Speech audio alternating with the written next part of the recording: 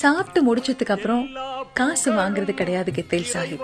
கெத்தேல் சாஹிப் அவர்களுடைய கடை திருவனந்தபுரத்துல ஒரு மெயின் ரோட்ல, சும்மா நம்ம ஊர்ல எல்லாம் சொல்லுவோம்ல, ஒரு தட்டி கடை அப்படின்னு சொல்லுவாங்க இல்லையா, ஒரு திறந்த மேனிக்கு ஒரு ஹோட்டல் இருக்கும், அவங்களுக்கு சமைக்கிறதுக்குன்னு ஒரு இடம் இருக்கும், சாக்குப்பை போட்டு மூடி இருப்பாங்க, மூங்கில்னால பின்னப்பட்ட மேஜை, மூங்கில்னால பின்னப்பட்ட பெஞ்சு இதுதான் போட்டிருக்கோம்.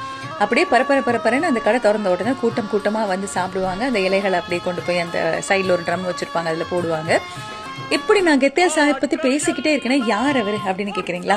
அப்படியே இந்த கதை முழுக்க கேட்டுக்கிட்டே இருங்களேன். இவரோட கடை 12ல இருந்து 3 மணி வரைக்கும் தினமும் திறந்து வைப்பாங்க. அப்புறம் சாயந்தரம் இந்த கடைக்கு என்ன ஸ்பெஷல், ஏன் கெத்தேல் சாஹிப் அவ்வளவு ஸ்பெஷல் அப்படின்னு கேட்டா, இவரு இந்த கடையில விதவிதமான நான்வெஜ், அதாவது ஓடுறது பறக்கிறது எல்லாத்தையும் இவங்களோட மனைவி அவங்க குடும்பத்துல இருக்கிறவங்க தான் சமைக்கிறாங்க.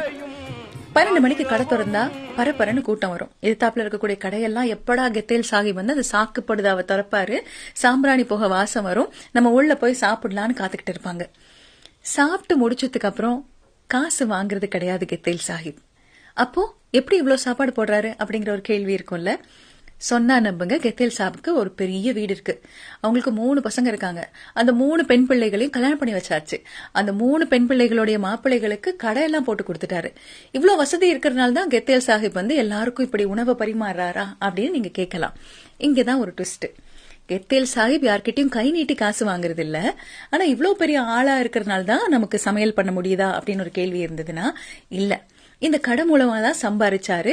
இந்த ஊருக்கு வரும்போது கெட்டில் இருக்குல்ல, கெட்டில டீ விற்பாங்கல்ல, அந்த வியாபாரம் தான் பாத்துட்டு இருந்தாரு. அந்த கெட்டில் தான் நாளடைவில் கெத்தேல் சாஹிப் அப்படின்னு ஆயிடுச்சு. அவரோட டீ குடிக்கிறது அப்படின்னா எல்லாருக்கும் ரொம்ப பிரியம். எப்படின்னு கேட்டீங்கன்னா, ஊர்ல இருக்கக்கூடிய பிரபலமானவங்க எல்லாம் அந்த ஊருக்கு கச்சேரிக்கு வந்தாலோ அந்த ஊருக்கு வேலையா வந்தாலோ கெத்தேல் சாஹிப் கிட்ட டீ வாங்கி குடிக்காம அவங்க போனதில்லை. சரி, இப்ப coming back to the story. அப்ப டீ வித்து பெரிய ஆளாயி அதுக்கப்புறம் இந்த மாதிரி சாப்பாடு போடுறாரா அப்படின்னு நீங்க கேட்டீங்கன்னா, கெத்தேல் சாஹிப்போட கடையில நீங்க பல விதமா எவ்வளவு வேணா வயிறு முட்டை மூச்சு முட்டை 3 நாளைக்கு சேர்த்து நீங்க சாப்பிட்டுட்டு வந்தாலும் வெளியில வரும்போது ஒரு தகர டின் ஒண்ணு இருக்கும். இந்த எண்ணெய் டின்னு, எண்ணெய் கேன் எல்லாம் இருக்குல்ல, வரல பெருசா வந்து ஒரு தகர டின்னு, அந்த மாதிரி ஒரு தகர டின் இருக்கும். அந்த தகர டின்ல நீங்களா உங்க மனம் விரும்பி என்ன காசு போடுறீங்களோ அதுதான் அன்னைக்கு உணவுக்கான விலை. சரி, இன்னைக்கு எனக்கு பசியா இருந்தது, நான் கொஞ்சம் அதிகமா சாப்பிட்டுட்டேன். டெய்லி 2 ரூபா சாப்பாடு சாப்பிடுறேன்னா இன்னைக்கு நான் வந்து ஒரு 30 ரூபாய் சாப்பாடு சாப்பிட்டேன்னு வச்சுக்கோங்களேன்.